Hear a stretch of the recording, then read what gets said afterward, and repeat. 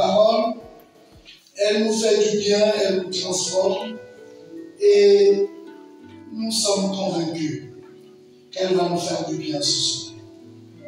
Au nom puissant de Jésus-Christ de Nazareth, nous avons prié. Amen. Je voudrais dans la même position que nous fassions cette lecture ensemble.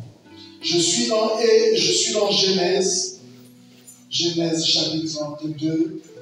Nous lisons à partir du premier verset. Et nous allons arrêter quelque part. Nous sommes ensemble. Genèse 32. Jacob poursuivit son chemin et les anges de Dieu le rencontrèrent. En les voyant, Jacob dit: c'est le camp de Dieu. Et il donna à ce lieu le nom de Mahanaïm. Jacob envoya devant lui le messager à Ésaü, son frère, au pays de Séir, dans le territoire d'Édom. Il leur donna cet ordre: voici ce que vous direz à mon seigneur Ésaü. Ainsi parle ton serviteur Jacob. J'ai séjourné chez Laban et j'y suis resté jusqu'à présent. J'ai des bœufs, des ânes, des brebis, des serviteurs et des servants, et j'envoie l'annoncer à mon Seigneur pour trouver grâce à tes yeux. Les messagers vinrent auprès de Jacob en disant: nous sommes allés vers ton frère Ésaü, et il marche à ta rencontre avec 400 hommes. Jacob fut très effrayé et saisi d'angoisse. Il partagea en deux camps les gens qui étaient avec lui, les brebis, les bœufs et les chameaux. Et il dit: si Ésaü vient contre l'un des camps et le bas, le camp qui reste, ce qui restera pourra se sauver. Verset 9. Jacob dit: Dieu de mon père Abraham, Dieu de mon père Isaac, l'Éternel qui m'a dit: retourne dans ton pays et dans ton lieu de naissance, et je te ferai du bien. Je suis trop petit pour toutes les grâces et pour toute la fidélité dont tu as usé envers ton serviteur, car j'ai passé ce jour-là avec mon bâton, et maintenant je forme le camp.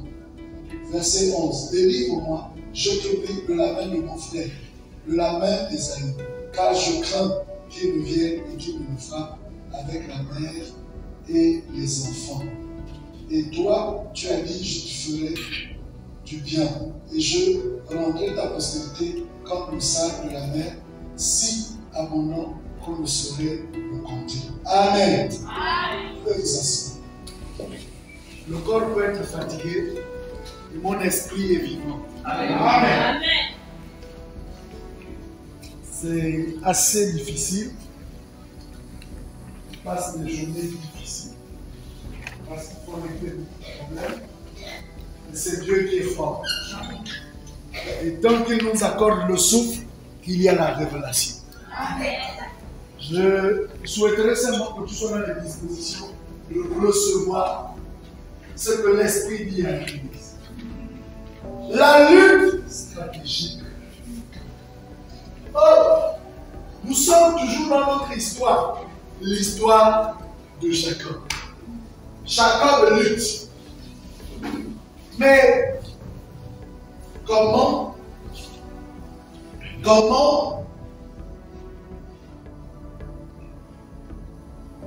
expérimenter et pratiquer la lutte stratégique pour entrer en possession des vertus de mon nom? La première chose, c'est de prendre conscience de qui est l'ennemi de ton nom. Chaque nom a des ennemis précis. Je ne sais pas s'il y a quelqu'un ici. Tu as un nom et ton nom a un ennemi ou des ennemis qui sont précis et qui s'attaquent à ton nom particulièrement dès ta naissance. Tu ne peux pas être stratégique si tu n'as pas conscience de l'ennemi de ton nom. chacun d'entre nous a un ou plusieurs ennemis de son nom. C'est pourquoi la nuit comme le jour, et effectivement, ces ennemis réclament ce que ton nom doit accomplir dans ta vie. Non, tu n'as pas saisi. Regardons le texte de tout à l'heure. Jacob est né avec qui? Il est né avec son frère. Son frère s'appelle Ésaü. Et dès sa conception, la lutte démarre. Je ne sais pas s'il y a quelqu'un ici. Dès la conception de Jacob, hey, est-ce que tu es prêt ce soir? Amen. Je voudrais te dire que dès ta naissance, tu as un Ésaü qui naît. Je voudrais que tu comprennes ça. My God. C'est-à-dire que dès que tu ouvres les yeux, il y a Ésaü qui est là. Parce qu'il faut que ta destinée soit empreinte de beaucoup d'obstacles. Et du coup, avec les yeux physiques, tu ne peux pas réaliser ça. Tu te dis tout est normal. Mais, Ésaü, dès lors que tu es une étoile, Ésaü est né. Et la lutte commence. Amen. La Bible déclare que lorsque Rebecca a conçu, la guerre a commencé dans son ventre. Je ne l'invente pas. Nous avons lu le texte. La guerre a commencé dès le sein de Rebecca. Donc, Dieu veut nous apprendre que par ton nom, la lutte commence dès que tu as pris conscience de ton nom.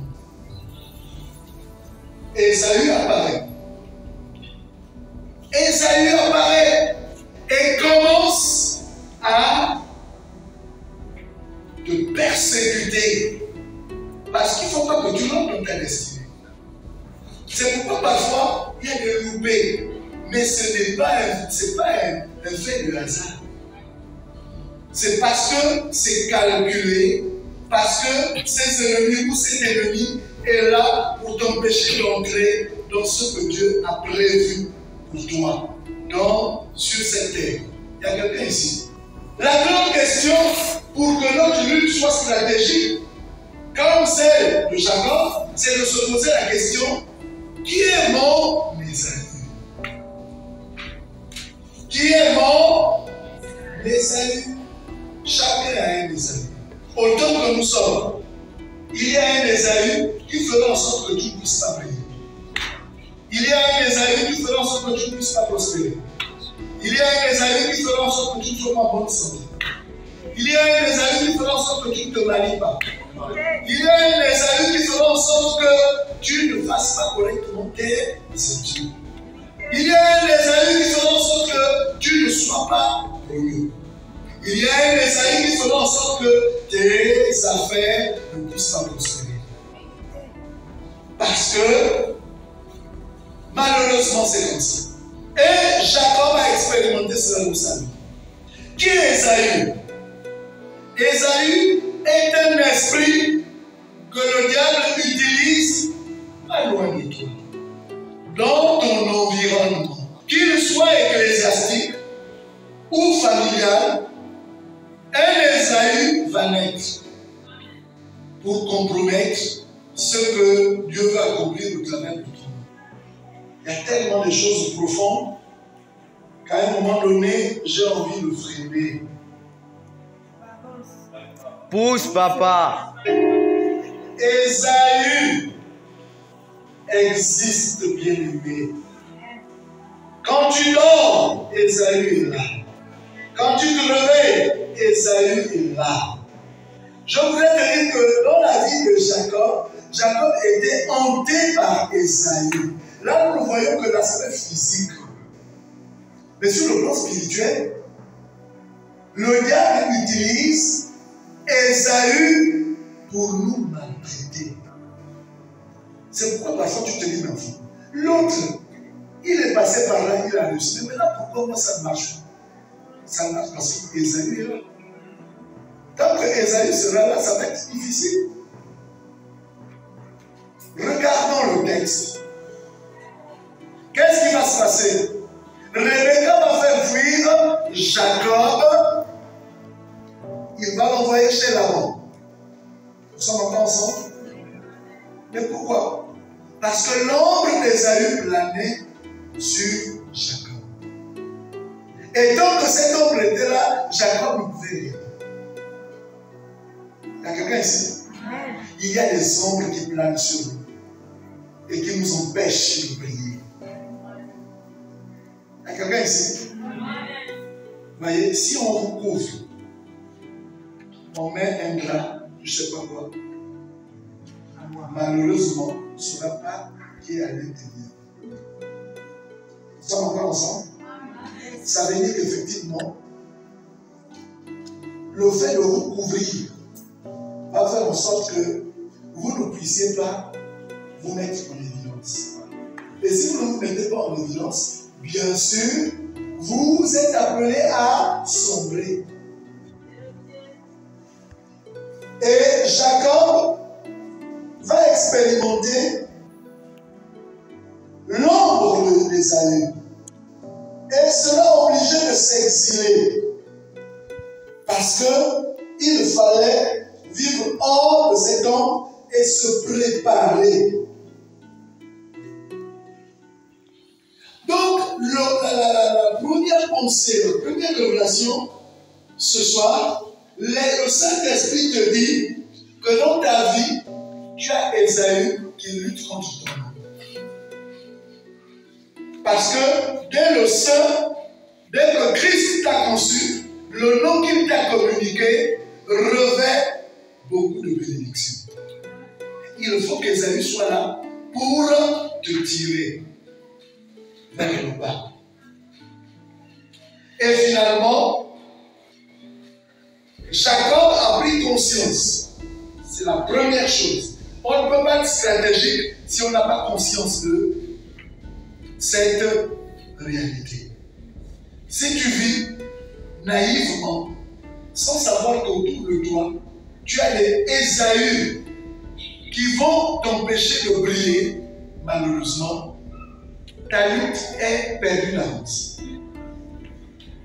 Parce que tu es aveugle. Parce qu'il y a des informations importantes qui t'échappent. La deuxième pensée ce soir, pour lutter efficacement, Jacob a dû s'éloigner.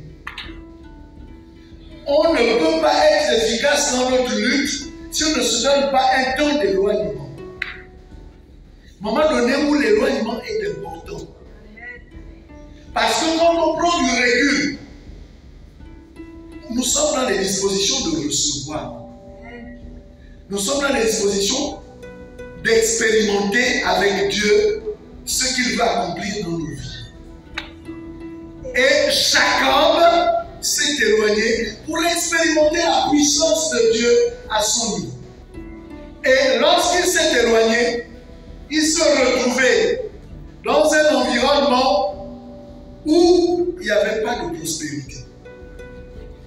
On lui confie la mission de rendre prospère Laban.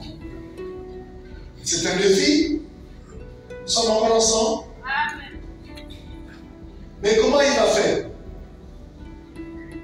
C'est là où finalement Dieu va se révéler. La troisième chose, quand on veut être efficace dans la lutte, c'est d'être accessible à la révélation de Dieu. Pour ceux qui connaissent l'histoire, Dieu va donner des orientations précises pour faire en sorte que Laban devienne riche au travers de l'action de Jacob. Mais il fallait qu'il soit dans les dispositions de recevoir. Il y a des gens qui ont refusé, c'est-à-dire qui ont fermé leur esprit à l'Esprit de Dieu et il ne veut pas recevoir.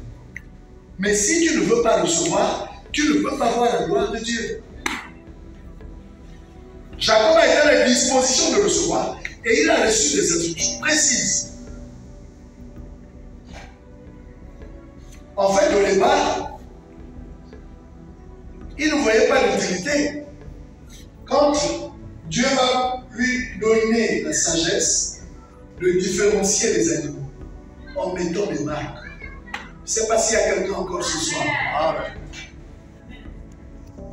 Et Jacob va suivre pas à pas. En fait, Jacob va être à l'école de l'obéissance. Il va suivre pas à pas les orientations de Dieu. Dans un contexte difficile. Et puis finalement, pendant ce séjour, j'occulte la partie du mariage. L'histoire nous dit effectivement qu'il va épouser Léa et Rachel. Léa par tromperie, parce que son beau-père voulait faire épouser ses deux filles. Et puis, Rachel, c'était sa bien-aimée. C'est ça l'histoire. C'est là l'histoire. Ce qui nous intéresse, c'est l'attitude de Jacob et le fait que Dieu ait béni l'œuvre des mains de Jacob. De Jacob. Et pendant ce pèlerinage, chez sa belle famille, Jacob va suivre exactement ce qui lui avait été révélé. Et en suivant ce qui lui avait été révélé, Jacob va sortir de ce pèlerinage non seulement formé, mais prospère. Bien aimé, on ne peut pas lutter efficacement et stratégiquement sans être préparé. Il y a des gens qui pensent que on peut se présenter parce qu'on fréquente une église, parce que c'est faux. Il faut être préparé sur le plan spirituel comme sur le plan physique. C'est ce qui fait que les démons puissent nous craindre parce qu'ils savent qu'on a une connexion forte avec Dieu. Vous êtes d'accord avec moi? Donc, lorsque nous faisons l'exégèse de cette histoire de Jacob, nous nous rendons compte que Dieu nous révèle des principes importants. Le premier principe, c'est d'être conscient de l'ennemi, de l'Ésaü qui vit et qui menace notre. Le deuxième principe, c'est le principe de l'éloignement. Nous devons nous éloigner à un moment donné pour être disposés à recevoir ce que Dieu veut que nous puissions recevoir. C'est ce qui fait en sorte que nous soyons des hommes et des femmes assis. Si tu n'as pas reçu, tu ne peux pas être assis. Il faut recevoir pour être assis. Le troisième principe, c'est la capacité de recevoir la révélation de Dieu. Et Jacob l'a expérimenté parce que Jacob, dans son pèlerinage, va exécuter à la virgule près ce que Dieu lui avait commandé de faire. Le quatrième principe,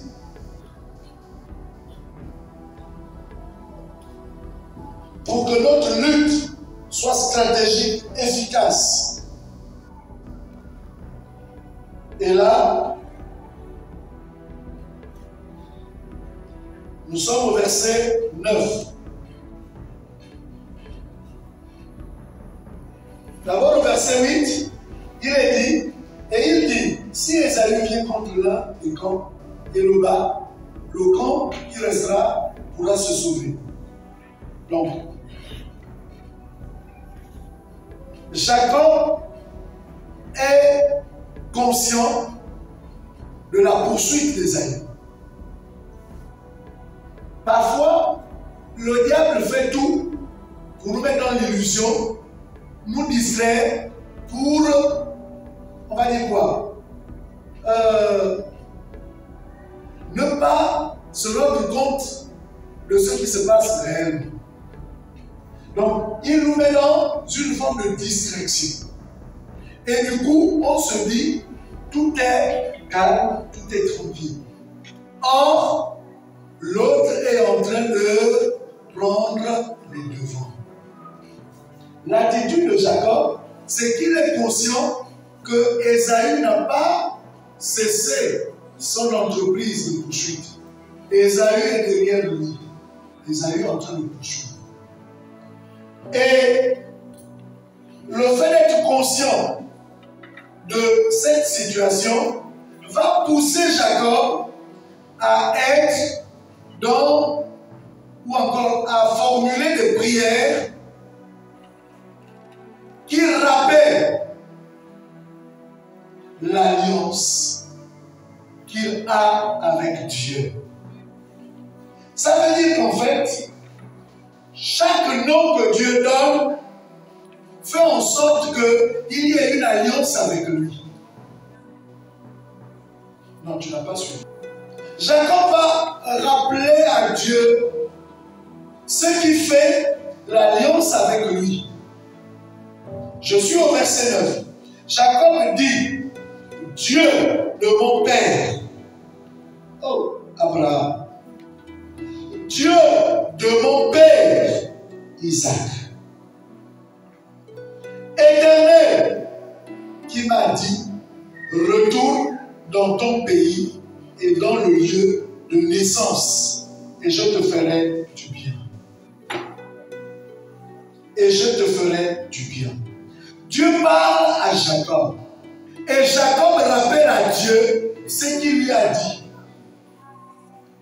D'où la nécessité et l'importance pour nous de considérer ce que Dieu nous accorde comme message. Parce qu'il n'y a pas de hasard chez Dieu. Et Jacob va faire cette prière qui rappelle l'alliance qu'il a avec Dieu. Tu es encore avec moi ce soir? Amen. Il y a des gens qui ne savent pas ce qu'il faut rappeler à Dieu. Parce qu'il n'y a aucune alliance. Ce sont des prières, si vous voulez, des prières des autres. Est-ce que vous me suivez? Seigneur, merci parce que, effectivement, je vois que dans l'église, là, vraiment, tu travailles beaucoup. C'est pas faux. Seigneur, merci parce que tu as béni un X, Y, Z, ce n'est pas faux aussi. Mais qu'est-ce qui te lie particulièrement à ce Dieu? C'est ça. C'est ce qu'il faut trouver. C'est l'inconnu. C'est ce qui rend ta lutte stratégique. C'est-à-dire que quand tu trouves ce qui te lie avec Dieu et qui te met en intimité avec Dieu, qui te fonde, toi, qui te fonde, ton nom révèle toutes ces caractéristiques et t'expose pour te mettre en lumière.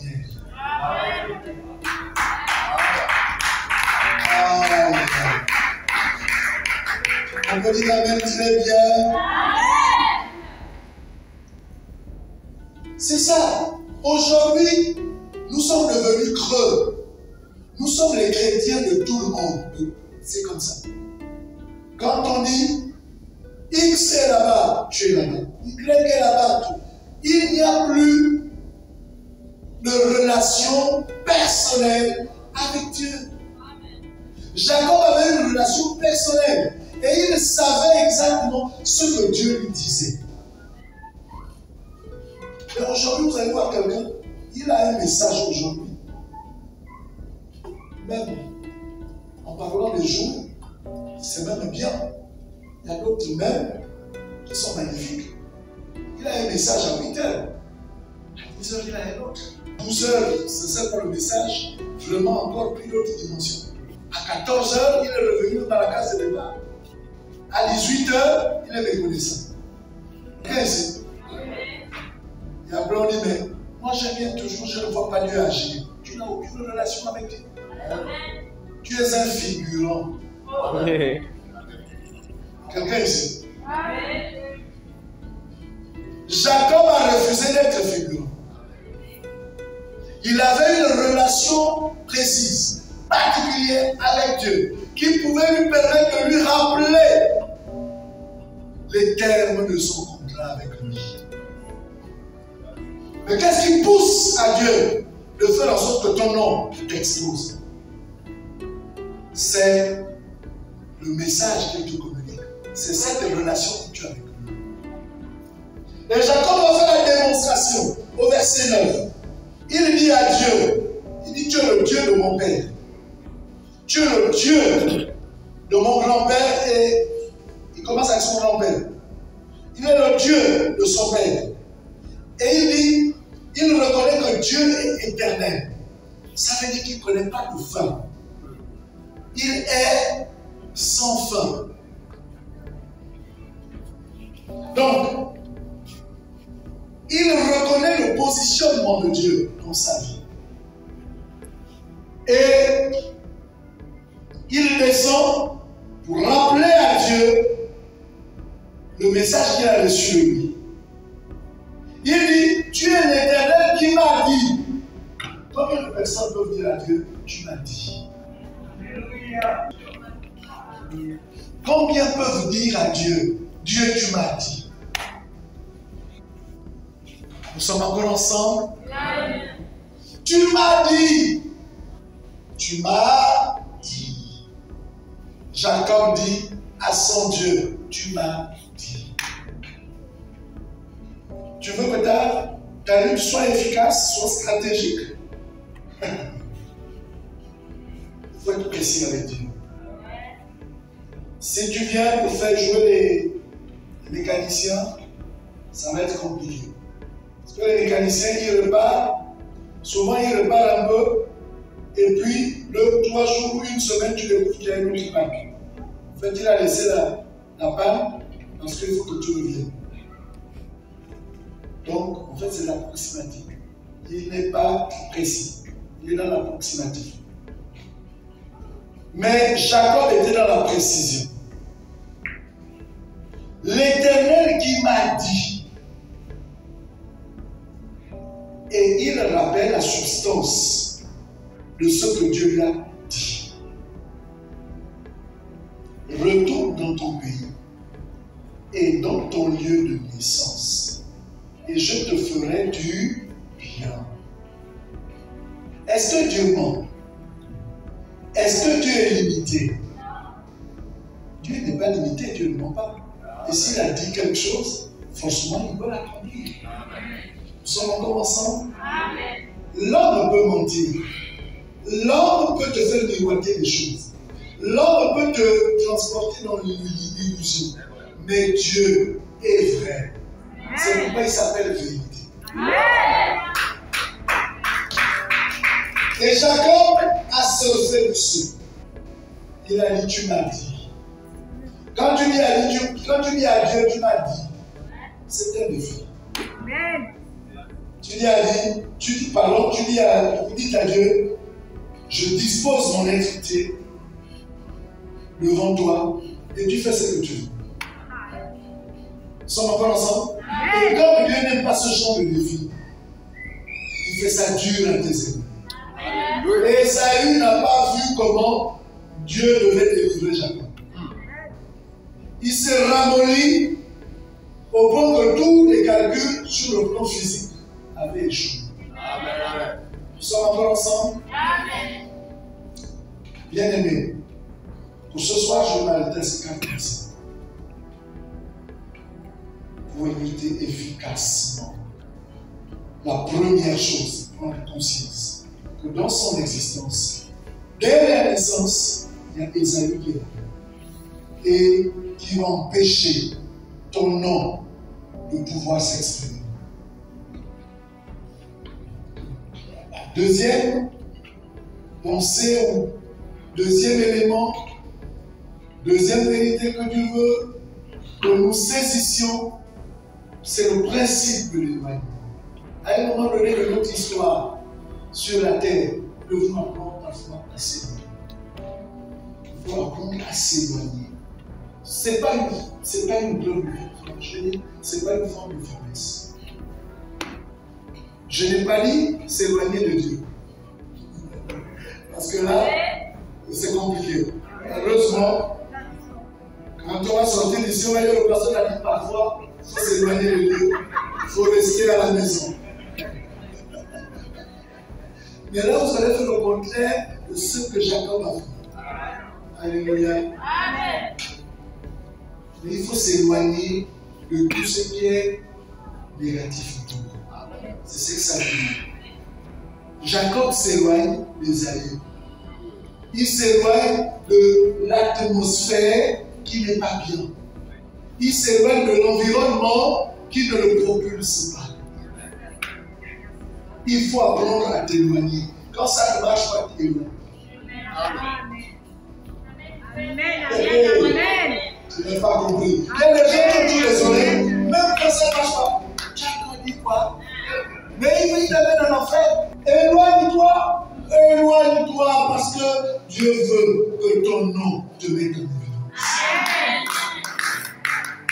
Si Jacob ne s'était pas éloigné, Ésaü n'aurait pas découvert toute la plénitude de la puissance du nom de Jacob. Amen. C'est comme ça que finalement, Ésaü se rend compte que, tiens, tout ce qui a été dit par rapport à ce nom vient de Dieu. Et il s'est plié à cela. Troisième principe, qui veut m'aider? Si nous sommes ensemble.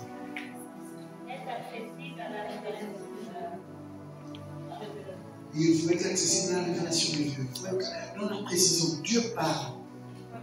Et Dieu a rendu Jacob prospère parce que Jacob a obéi. Jacob a écouté. Jacob était disposé à recevoir ce que Dieu lui a communiqué. Ton nom ne peut pas vraiment t'exposer si tu es toujours dans la négation. Il y a des gens qui sont négatifs naturellement. Il y a quelqu'un ici. Amen. C'est-à-dire qu'en fait, même si tu lui donnes tout, même si tu lui montres tout, il va toujours te dire qu'il n'a rien vu, qu'il n'a rien dessus. Donc écoutez, face à cette situation, vous pouvez comprendre que vraiment, il faut que Dieu suscite encore peut-être Jésus pour qu'il revienne, pas chercher l'église, mais juste de faire comprendre les choses telles que la Bible enseigne. Quatrièmement, qu'est-ce que nous disions? L'alliance. Il faut connaître l'alliance que tu as avec Dieu. Il y a une alliance forte. L'alliance fait en sorte que ta prière soit puissante. L'alliance fait en sorte que tes ennemis te craignent. Parce que quand tu rappelles l'alliance, Dieu, qui connaît toutes choses d'avance, fera en sorte que par l'alliance, ton nom explose. Tu es le Dieu de mon grand-père. Tu es le Dieu de mon père. Tu es l'Éternel qui m'a dit